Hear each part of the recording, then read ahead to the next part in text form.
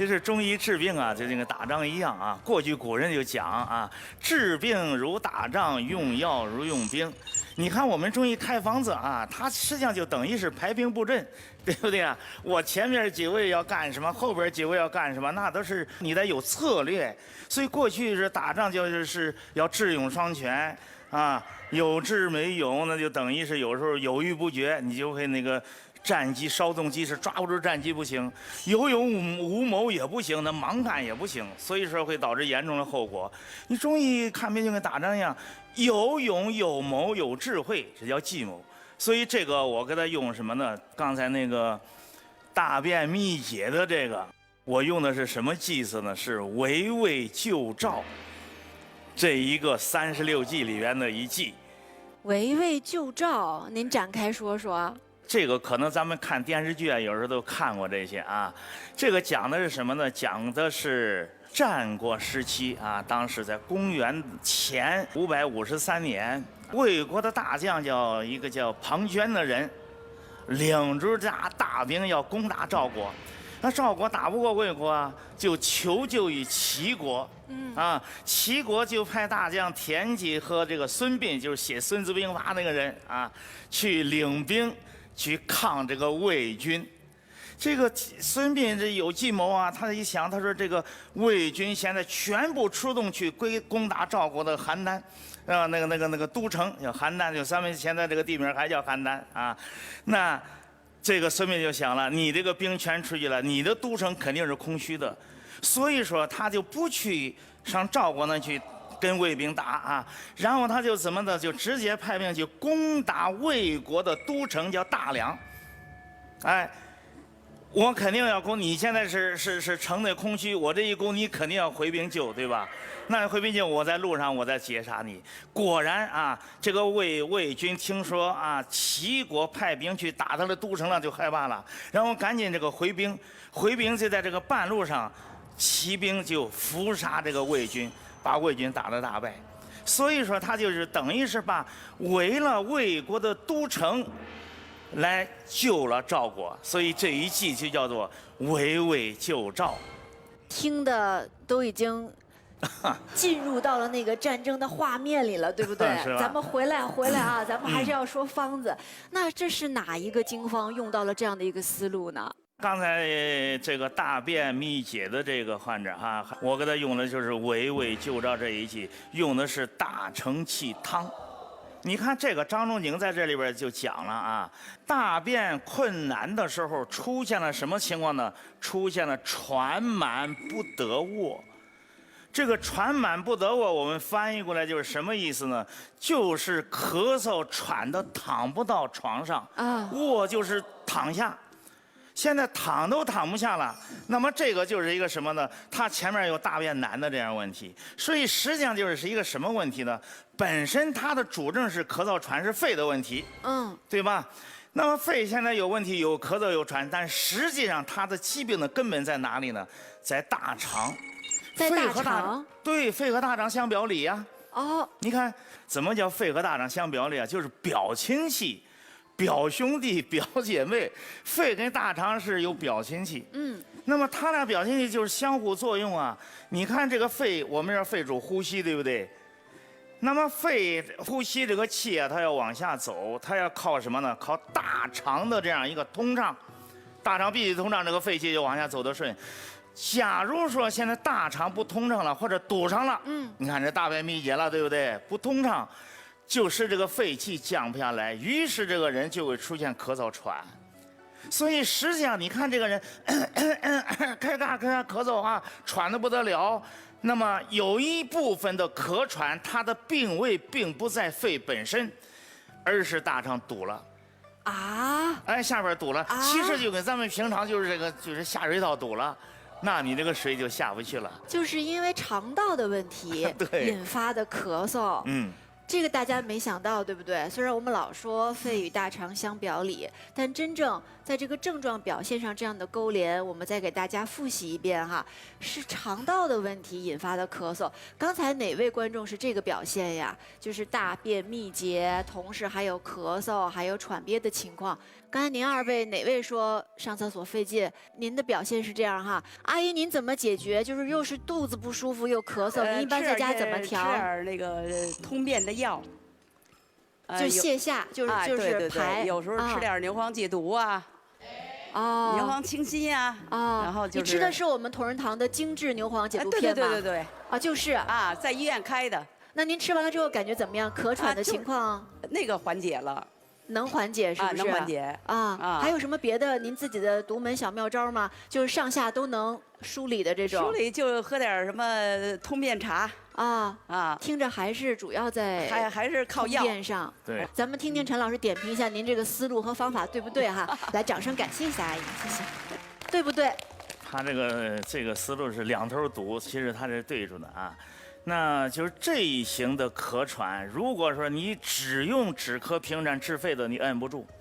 就是它下边堵了，你说肺我就使劲给你往下摁，你摁不了。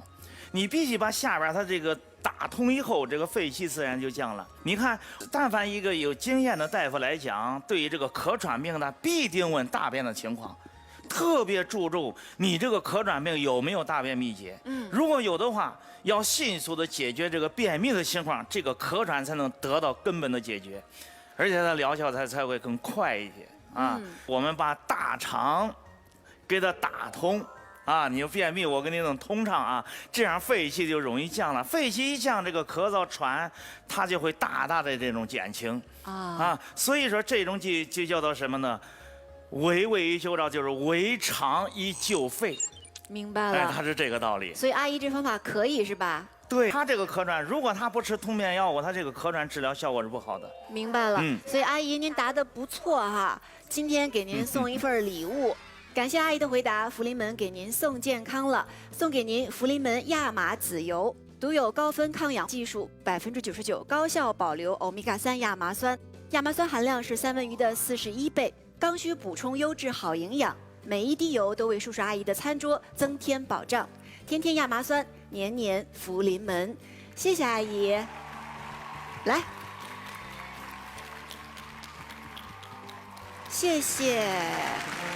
那我们这位阿姨，她的这个症结病根儿在肠，那我们另外一位姐姐呢？在肾。在肾。对。这我们怎么理解？其实也是要围魏救赵啊。刚才我们那是围肠救肺，第二位患者咱这是围肾救肺。围肾救肺，他的症状表现怎么推断出来是在肾呢？你看他的咳嗽喘咳嗽时间也很长。而且喘他不接气，乏力很累，一摸他的脉象很弱。关键是他这个气短的比较明显感觉到就是呼气往外比较多，吸气比较少，而且一动他就呼呼的喘这一种关键是脉象很弱，像这种我们叫做肾不纳气的喘。肾不纳气的喘，我们来看大屏幕哈，这边《金匮要略》。有一段病例的描述很详细，大家也看看症状是不是有一些相对应的地方。你看他这个讲的就是什么呢？这里边这个喘在哪儿呢？烦热不得卧。这个不得卧，实际上它是一种喘的耳烦宜息者。什么叫宜息啊？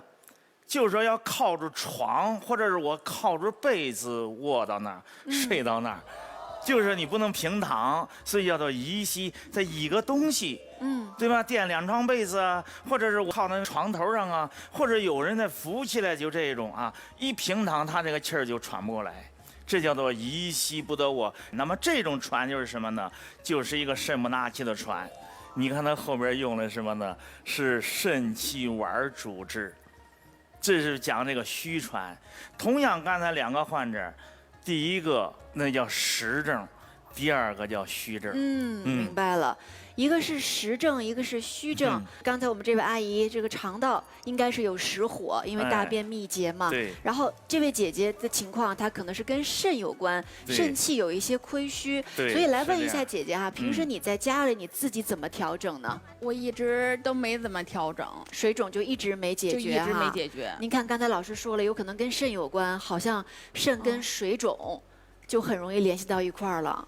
对，突然发现这个问题在这儿。那我们来问问陈老师，他刚才说的这个情况，他一直在吃一些西药，试图来解决这个咳嗽的问题，看来可能是没有得到缓解。对，因为他的病根啊就是在肾。肾不纳气这个啊，所以说他不治肾是不行的。你看他这个水肿啊，尤其这个下肢水肿找不到原因的，肾虚的很多。就中医来讲啊，中医认为是肾主水。另外还有一些什么呢？就会一咳嗽啊会漏尿。有好多就这样一个情况，或者小便晚上频繁的起夜呀，什么这些啊，小便次数多，但是量不多。就这样的一种情况很常见啊，尤其是不能咳嗽，或者我不能听到这个水管子叫，然后他就想去小便。有的甚至一咳嗽就是明显的漏尿这种现象。那么这种这种咳嗽啊，一般的我们叫做肾不纳气的这样一个传。所以您给出的建议是还是从肾出发？对，这个如果是不治肾，这个传平不了。这个咳嗽是止不住的。明白了，所以姐姐一会儿认真的听哈，针对您的情况，看看咱们用什么方子来解决。谢谢您的分享，我们代表栏目组给您送一份礼物，感谢姐姐的参与。福临门给您送健康了，送给您福临门有机亚麻籽油。福临门有机亚麻籽油采用独有7层锁鲜环保新鲜无包装，保证产品全周期的新鲜，把可生饮级的欧米伽3亚麻酸营养带给您。天天亚麻酸，年年福临门。谢谢姐姐。谢谢。现在我们都明白了，要解决这个咳嗽的问题，现场展示了2种情况，一个要从肠道出手，一个要从肾出手。给大家看到的目前是张仲景的经方。这个大承气汤，你看是4味药物。张仲景用它治什么呢？我们叫阳明的腑实症，那是一个大便干结、腹胀、腹痛的一个方子啊。就是这个大黄它是干什么的？你看它是用酒，它的通劲儿强，它是泻热的。泻热为什么呢？因为它治疗这个大便秘结是热引起来的，这个燥热引起来，所以它先把这个热给泻掉。那么一般有便秘的情况下，还会有什么呀？还会有气滞。你看咱们有好多临床上看的一些患者的反应什么的，哎呀，我这个大便解不出来，到那放好多屁。对吧？实际上有好多的就是气滞。这个方子里边除了用大黄泻热通便以外，加的厚朴和枳实，这2个药物是干什么的呀？它是行气的，要降气啊。但是有时候大便它非常的干结啊，对吧？你要硬往下通，可能有时候不好通，另外容易损伤肠道。所以我们这个经方里边，它就配什么呢？就是配个芒硝。芒硝起什么作用呢？它的软坚散结，就把这个硬结的大便给你变软。这样的话，那几个药就好往下通了。所以说，这是大承气汤，它治的便秘一定是什么呢？是燥热结聚的便秘。我们不是在家要常用的这个方子。如果说你咳嗽也好，喘也好，一定有什么样的情况下才可以使用这个方子呢？有大便秘结、很热、很燥、腹胀、腹痛、小便黄。这种情况下才允许使用这个方子，否则的话我们不能开这个方。那么你或者要到医院找大夫去给你开方子，或者你这那我比较轻，对不对？我的这个我这就稍微有点便秘什么这些，那这个方子咱就不使了。我们用另外的方法，比如说药膳呀什么这些药食同源的药来进行调补。对，大家千万别走开哈，稍后我们就把替代这个的辅助治疗的药膳推荐给大家。我们再来看看金匮肾气丸。这个是什么？这个叫金匮肾气丸。你看那个是治大实症，这个是治大虚症。同样都是咳喘啊，一实一虚啊。那么这个金匮肾气丸啊，我在讲这个之前，我要说一个这个肾跟肺的这样一个关系，对不对？我们现在讲围胃救赵，那个是围肠来治肺，来去救肺了，这个是围肾来救肺。那肾这个怎么了导致的这个咳喘？我们叫肾不纳气。什么叫纳气啊？就是我现在要问大家个问题啊，呼吸归谁管呢？那跟肺有关系。可能你们听了以后就跟，这不是小儿科的问题啊？那当然呼吸是归肺啊，但是我们中医认为，各位啊，呼吸不是光肺这一个器官，呼吸它是一个综合性的一个活动，中医讲究的是整体观念，有好多脏器参与啊，其中就有肾的参与。我们讲的这个肺的呼吸，你看你要是呼吸正常的这个呼吸要怎么样？要气沉丹田才是最好的呼吸。对吗？这个气要沉下去啊。那么这个气沉下去，除了我们刚才说的那个大肠要通以外，还需要谁呢？还需要这个肾的这个纳气作用。什么叫纳气啊？其实我讲一个最容易懂的就是往下拽。哎，肺往里边吸住，下边得有一个脏器往下拽住，这个气才能下来，才能够气沉丹田。这时候我们的呼吸就比较深呐，你呼吸才能呼吸的这个彻底啊，这个人才会有精神呐。假如说现在肾虚了，它这个摄纳作用不行了，就是往下它拽不动了。那么我们可以想象到，这个肺的呼吸就怎么样？呼吸的这个气就下不来了，于是它就往上去，所以造成呼吸表浅。什么叫表浅？这个气老是进不到里边，气短。对，我在临床接诊好多这样的人。哎呀，大夫，你救救我，这个喘呢就在嗓子这儿，就到这儿不走了，搞得我很难受，好像这儿堵得慌。另外，他走路啊一动就喘，别说上楼了，走平地都不行。你别说咱们老人，有好多小伙子都是这样，啊，来走一段路，哗就喘的就要命。这个往往有好多什么，就是肾不纳气了。另外这一种人，一般刚才我也说了啊，一咳嗽一喘的时候，他就会出现什么情况呢？尿裤子，不光女士，男士也有，有这种情况。对，漏尿的这样一个情况，而且有时候他这个大便有好多不是干，严重的情况下，这个大便也失禁。就到这种程度，所以说这个叫做肾不纳气的喘，这种喘就叫做虚喘。那么我们中医治疗，你肯定是吧？你光平肺是不行，这病人受不了，必须把肾给它补足以后，让肾气让下纳的作用增强，把肺气给拽下去，我们的呼吸才正常，这个咳喘才能平。刚才我说的叫肾气丸，由于它出自张仲景的《金匮要略》，所以咱们一般叫做金匮肾气丸啊。那你看这两个方子很有意思，刚才那个叫大承气，这个叫肾气丸，都带个气儿啊，但是都带个气，跟气是不一样的。那个气是我们需要泄的气，它太强了，太多了，它堵上了，我得泄。对，我们对那个再通，这个是气儿不够了，我们得给它补上去。对，中医就是这样子，你气多了壅滞了，我给你通开；少了，我给你补上去。这个方子大家记住啊，说肾虚了补肾，什么方子最好？这个金匮肾气丸是补肾气的老祖宗啊，了解了。最好的、最基本的一个方子。尤其是这个地黄。啊，这个地黄，你看张仲景用的是干地黄。什么叫干地黄？就是生地黄晒干，叫做干地黄。它滋补肾精的作用特别的强。这个山药我们都太懂了啊，山药大家都知道啊。这个山药是干什么呢？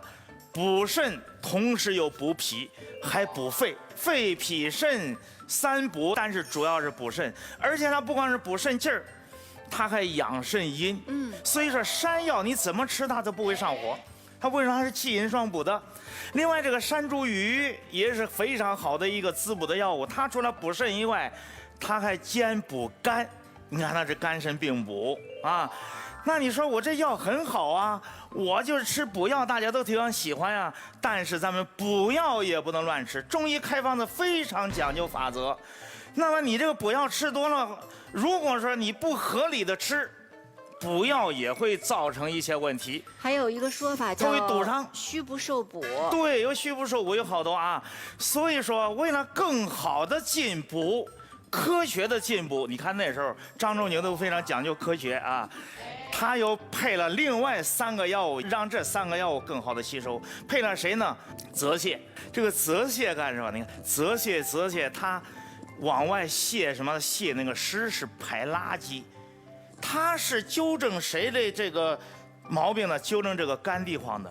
这个地黄补多了以后，它会产生湿，就堵得慌啊，这人不舒服。所以说他就配个泽泻，哎，就把吃完地黄代谢的垃圾把它排出来。你看我给你进补，又不至于让你堵上，这是一个啊。那你说我吃这个山药会不会堵？当然会呀。山药吃多了也会堵上啊，所以说他就怕这个吸收的少，配上谁了？配上茯苓，你看下边还有一个茯苓，这个茯苓我们就知道啊，茯苓除了健脾外，它还可以祛湿。你看你山药吃多了，它也会产生这个壅滞，茯苓一用它就不壅滞了。茯苓配山药，既补脾补肾，它又不至于壅滞，非常好。那你说这个山茱萸吃完以后，代谢出来的垃圾有谁给它去掉啊？还有一个牡丹皮，这个牡丹皮是清肝火的，山茱萸吃多了确实会导致肝火。哎，我开上个牡丹皮，它就不上肝火了，所以你就放心大胆的吃这个山茱萸，吃了也不上火。你看这个3补3泻，但是这个只是补的是肾阴，那现在是整个肾气虚了，肾气不光是肾阴，还有肾阳的一面。所以说我在这阴阳并补，又加了什么呢？加了桂枝跟泡附子，这2个是干什么？是补阳气的。哎，我既补阴又补阳，阳蒸发阴可以产生肾气，所以说就把肾气补得足足的。那像肾气一充足，你想想它的纳气功能正常了，这个肺气就往下走了，能够气沉丹田了，咳嗽喘就会很快的得到缓解。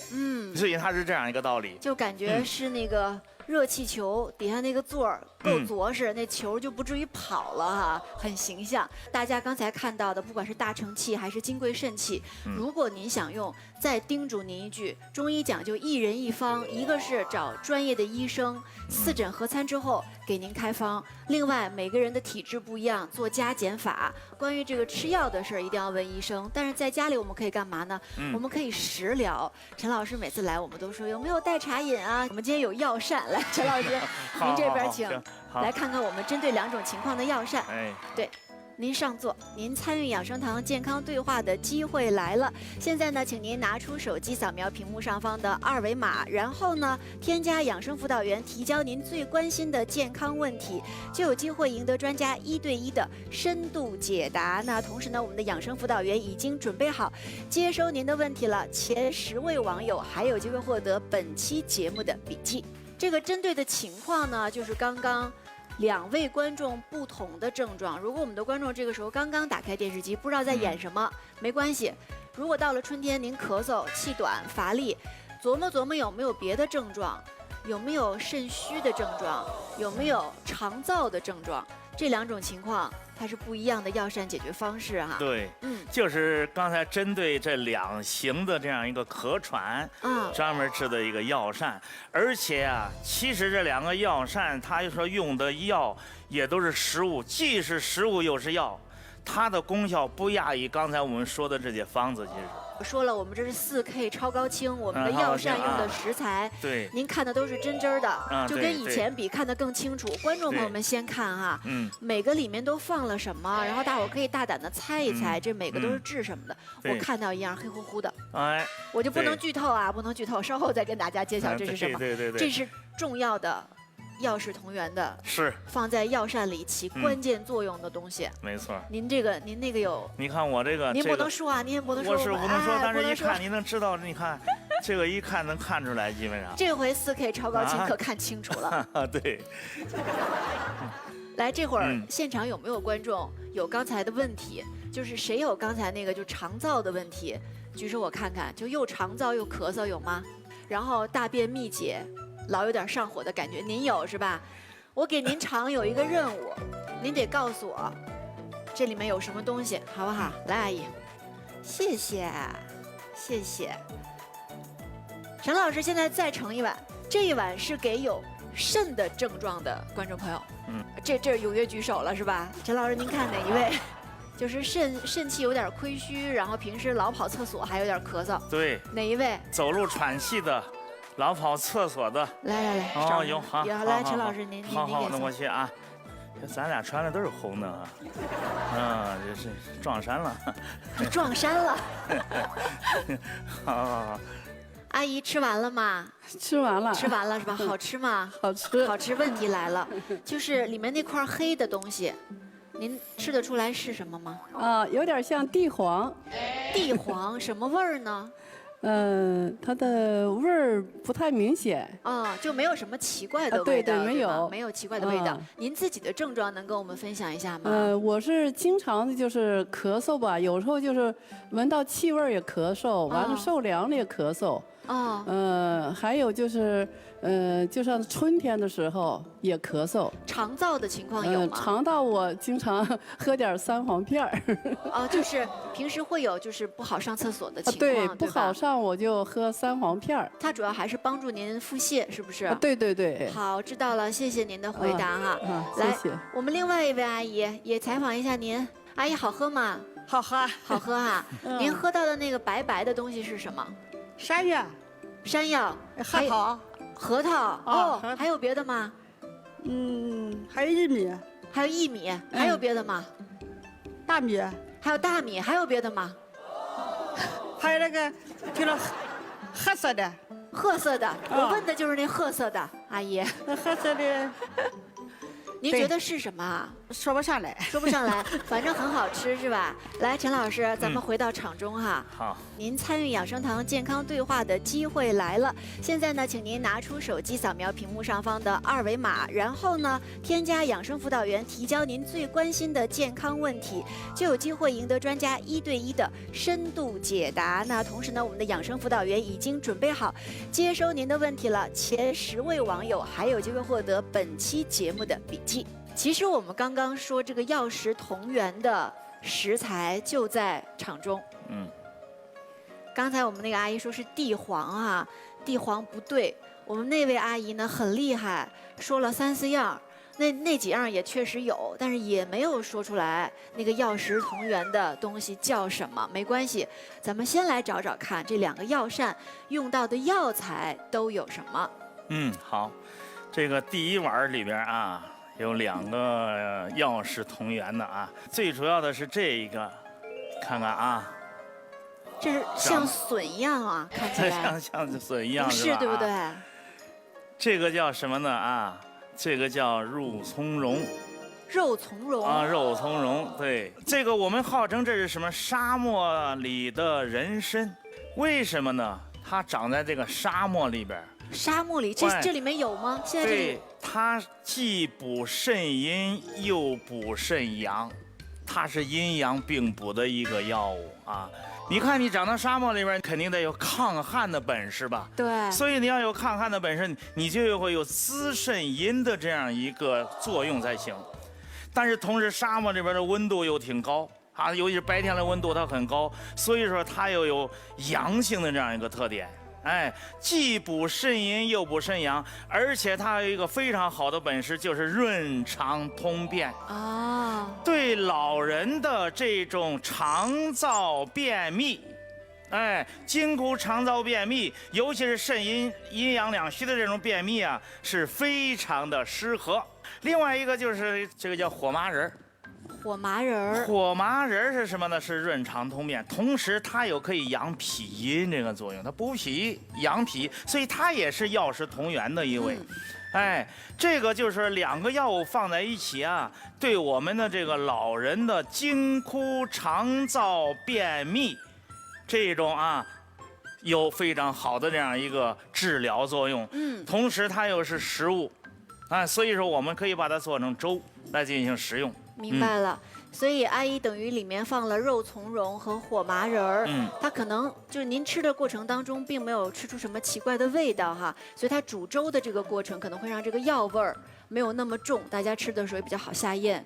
对，这个就是一般我们煮粥就是说，你先把这2味啊，先把这2味用水煮煮半个小时以后，你可以把这个药渣去掉，用这个水加上这个米去煮粥。明白了啊，这样子。明白了，所以刚才观众吃的过程当中，没有觉得有什么奇怪的味道，也没有看到什么奇怪的大的颗粒、药渣子什么的，咱们要提前处理。那观众如果想知道这个药膳具体是怎么做的，稍后在节目当中我们会告诉大家。我们先感谢我们这位观众您的品尝和您的回答哈。汉王科氏因电子血压计给您送健康了，汉王科氏因电子血压计，新一代血压计，替代传统水银血压计测量法，精准测量心高度。度，血压5小时，测量需精准。汉王科氏因电子血压计，祝阿姨血压无忧，健康长寿。谢谢阿姨，来吧，把碗放下，拿血压计。刚才的揭晓了是肉苁蓉，好，现在我们来看，哟，这又换了朵花儿，这个又是什么呢？是跟我们刚刚粉色毛衣阿姨喝的这碗药膳是有关系了。这用到了什么？大家看，从沙漠就到了这个一汪湖水当中了。荷花盛开，哎，这跟什么有关系呢？刚才说的是沙漠太干了，对吧？太干了。现在是太湿了，长在水里边的啊。这个东西我们都知道，可能跟我们你超市里边可能一摆你那个你知道啊。但是刚采下来的你可能不太清楚啊，这个就是芡实。超市那个你看的那个白白的啊，那个是它，成熟了干了，啊，晒干以后成熟的那种啊。这是鲜的，这是鲜的这个啊。那这个芡实我们还有一个名字叫鸡头米，可能大家都知道这个啊。这个东西是什么呢？就既是药又是食品，它也是药食同源的一个啊。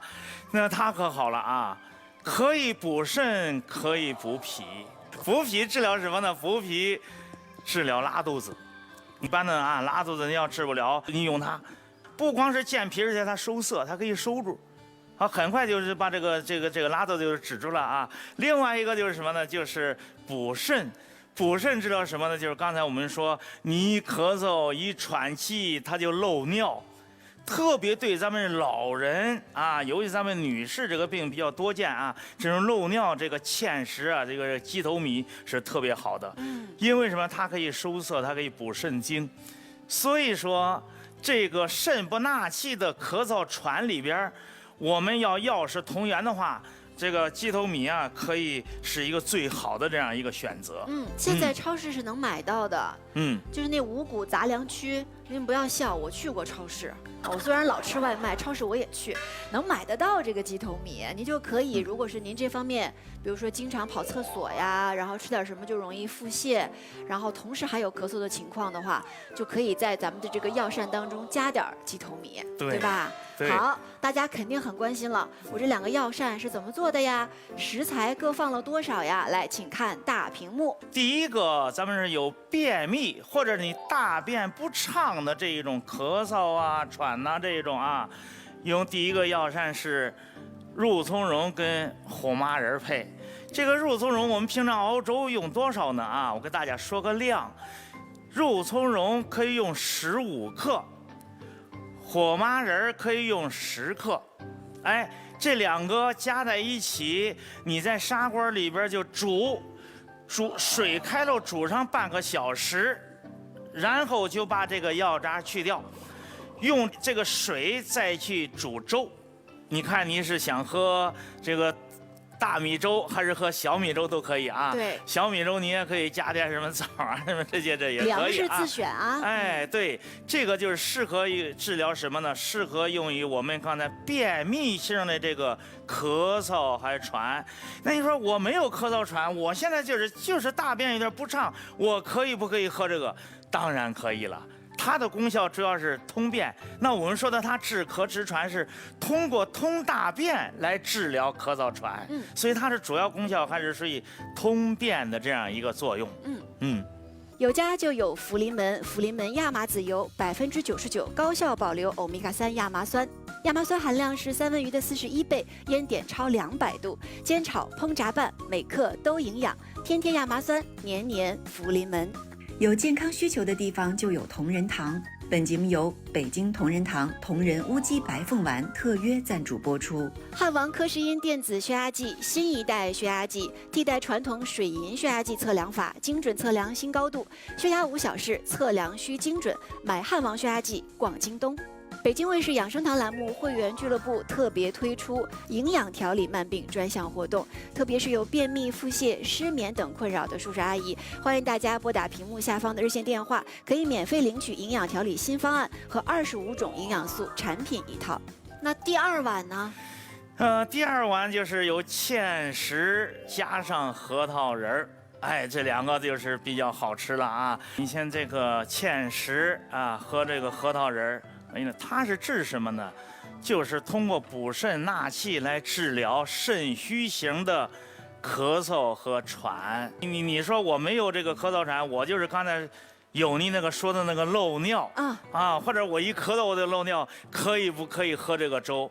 当然可以了，就特别对症了。无论你有没有咳嗽，你只要是有一点肾虚这种漏尿甚至漏大便的这样一个情况，都可以喝这个粥。尤其是那个核桃仁儿，它是治咱们老年的这样一个气喘啊，是最好的一个药物啊，它也是一个很好的我们喜欢吃的一个食物啊。就是说我们这个老年人这个喘，无论你开始什么喘，到最后啊，基本上都会有肾虚的这样一个情况，所以它用的是几率是比较高的这样。那这个我们煮粥可以用芡实30克，核桃也可以用30克。量大一点没问题啊。那么这个煮就跟米在一块煮就行了，就是它不需要把药渣捞起来了，因为我们这芡实你煮粥咱们都可以，你核桃仁都可以把它吃下去，对吧？所以说这个就是跟米一块煮粥，你炖啊，多炖一会儿，给它黏黏糊糊的，这样的话它补肾纳气的作用就会更好。说的我都饿了。果不其然哈，陈老师真是这16年来一直在告诉大家，除了喝中药，咱们可以代茶饮，还有小药膳。在今天我们的养生厨房当中，还有一道美味，它也是止咳润肺的，一定要关注。有家就有福临门亚麻籽油99%，高效保留欧米伽3亚麻酸。亚麻酸含量是三文鱼的41倍，烟点超200度，煎炒烹炸拌，每克都营养。天天亚麻酸，年年福临门。进入到今天的福临门养生厨房，谢谢陈明老师，谢谢大家。哎呦，这2个太好了！春季养生啊，就得用这2个黑色的小种子。你看泡的茶啊，我们刘荣大厨已经给喝了。这什么东西？挺好喝的。好喝吧？好喝啊！特别好喝，不仅好喝，而且功效也特别好。对呀。别看这2个小黑种子长得有点像，听说功效还不一样。而且今天大家来着了，今明2天啊，张主任都在我们养生厨房的节目当中啊，分别给大家介绍一下这小黑种子。关键呢，它有2个特别重要的不同。今天呢，先给大家讲讲这个你手里拿的这个，它是一个温补的。那在春天的时候呢，配上呢我这个茶包里的这几样药材，它就可以起到一个补肾的非常好的作用。刘老师喝了不少哈，其实它还好看，淡淡的有那种清香，然后呢微微有点甜，回头有点甜。然后呢，刘荣大厨一碗接一碗的喝，就想在春季好好补肾哈。我说呢，喝完这个腰也不疼了，是腿有劲儿了呢。这有点着急了，这太快了，慢慢来揭晓这个秘方了。那今天要做什么美味呢？咱们今天呢来一个春色牛柳。哎呀，一看就是色香味俱全，肯定很好吃。是的，那咱就开始了。可以。其实啊，这牛肉呢，咱们家里头经常也都吃。这样呢，我也考依林跟张老师，咱们在家里如果牛肉要去腌制，一般大家都会怎么腌制，让这个牛肉变得嫩一些？敲一敲，敲松一点。物理的方法啊，听我的啊，先是敲，然后葱姜水，然后蛋清，然后淀粉，我就不信它不嫩。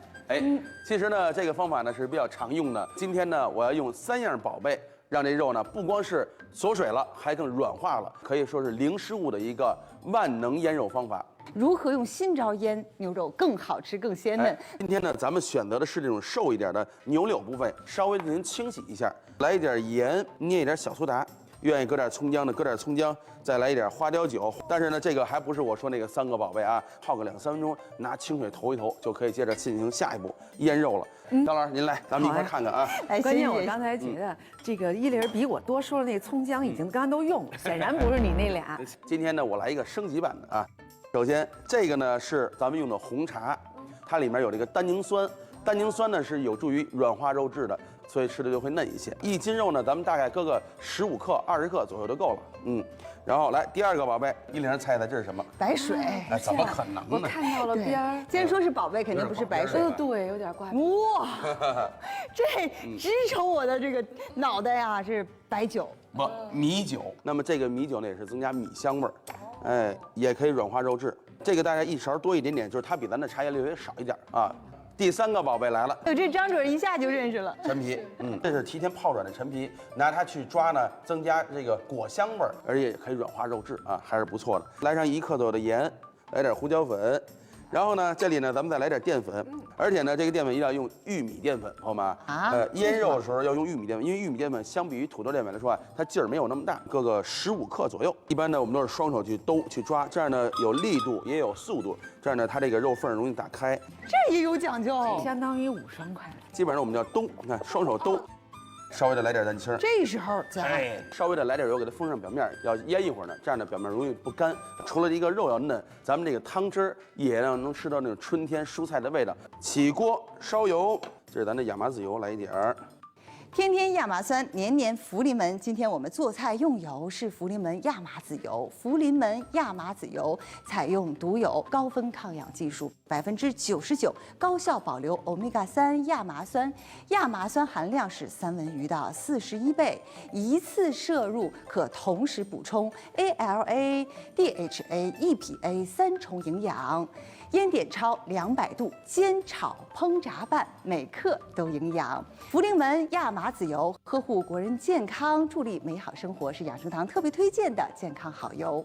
今天这个汤里面呢，配了各种颜色不同的蔬菜，咱们把这蔬菜经过一个小火的煸炒，炒出香味来以后呢，咱们再去做汤。营养又健康的胡萝卜，来点葱姜去腥的，再来点洋葱增加这种甜味儿，来点拍蒜，再来上2根香菜。稍微的来上1根2针条辣椒，煸到微微的有点焦黄了，加上热水去煮一煮。这蔬菜高汤的做法，是这意思啊。生抽酱油，搁上胡椒粉，也就是说这个汤啊，一会儿是直接贯穿在整道菜里头，汆蔬菜，汆咱们的牛肉，最后呢还要淋在菜上，给它熬开以后啊，转成小火，大概熬个5分钟左右。先煮着这个汤啊。今天呢，我们张主任给大家带来了一个补肾茶，您先给我们介绍2样吧。那我们先说一个，刚才吃出来呢，酸酸甜甜，口感特别好，它能够补肝肾，可以强筋骨。桑葚，对，它就是桑葚。好，第一个补肾宝贝出现了，就是桑葚。那第2个呢，它是一个益气养阴、补肺脾肾的，关键它有一个收敛的作用，非常的熟悉，口味甘甜，就是山药了。我们就选择这种干的山药片，煮一煮来吃。再一个呢，就是我们这黑色的小种子了。今天的这个小种子啊，黑黑的、小小的，它到底是什么呢？也起到了一个很好的补肾的作用哈。我们期待一会儿马上来揭晓。另外，除了在春天我们想好补肾啊，喝茶以外呢，还可以按摩身上的穴位。我们身上有一些补肾的免费开关都在哪儿呢？怎么按呢？大家啊可以扫屏幕上的2维码，找我们的养生辅导员领取这个答案吧。锅里呢颜色已经出来了，味道也都闻见了吗，张老师？哎呀，哇，漂亮吧？给它过滤出来。咱们这个时候啊，稍微的准备了一点咱们春天的莴笋，把莴笋呢搁里面稍微的焯烫一下，大概有个半分钟左右就行了。关小火的时候，咱们开始下牛肉。放进去，漂亮！我会这一题，这是养牛肉，对不对？养熟它，养熟不是这叫沁熟吗？沁熟，沁养也叫沁，也叫养，也叫沁。这能不嫩吗？所以这个汤是不能全开的。是的，全开以后啊，你刚下锅的肉跟咱们最后下锅的肉呢，它的口感就不一样了。所以呢，我们给它一片一片放。好，这个时候咱们开下火，咱们大概有个20秒钟，咱们也就熟透了，非常的嫩。哎呦，是不是？很弹很嫩，来放里吧。你想偷吃啊？来，咱们把这个肉呢直接放到咱的菜上。咱们刚才那个原汤，咱就不用勾芡了，淋在上面。最后啊，咱们春天的一位最重要的一个好朋友来了，就是咱的春韭。把咱的春天的韭菜直接撒在上面。哦，它还有关键一步呢。还有关键一步啊，放一点咱们红色的小米椒。咱这边准备烧油啊，烧一点什么油呢？咱们还是用咱们的亚麻籽油。最后呲在咱的韭菜上，让整体这个菜啊又香又润。天天亚麻酸，年年福临门。今天我们做菜用油是福临门亚麻籽油，福临门亚麻籽油采用独有高分抗氧技术，99%高效保留欧米伽3亚麻酸，亚麻酸含量是三文鱼的41倍，一次摄入可同时补充 ALA、DHA、EPA 3重营养。烟点焯200度，煎炒烹炸拌，每克都营养。福临门亚麻籽油，呵护国人健康，助力美好生活，是养生堂特别推荐的健康好油。在最关键的这一下之前呢，我们请张主任来揭秘，您教给我们的这个补肾茶，还有一样的黑色的小种子到底是什么呀？这个黑色的小种子跟刚才刘龙老师放上去的春天的颜色是一个植物啊，你那个是上面的叶子，而它呢是种子，就是韭菜籽。哦，它是一个补肝肾、暖腰膝、有固精的作用。把它和山药、桑葚一起来煮水喝，我们既可以有补肝肾、强腰膝，关键还可以能让我们耳聪目明，因为肾开窍于耳。那接下来我们就差这最后一步，来吧，浇油。好嘞。哎呀，这滋啦一声啊，这食欲就大开了。看这道菜，这颜色真的是啊，叫春色牛肉。咱们在家里吃着鲜嫩的牛肉，品着补肾茶，按着补肾的穴位，让我们在春天补肾加倍。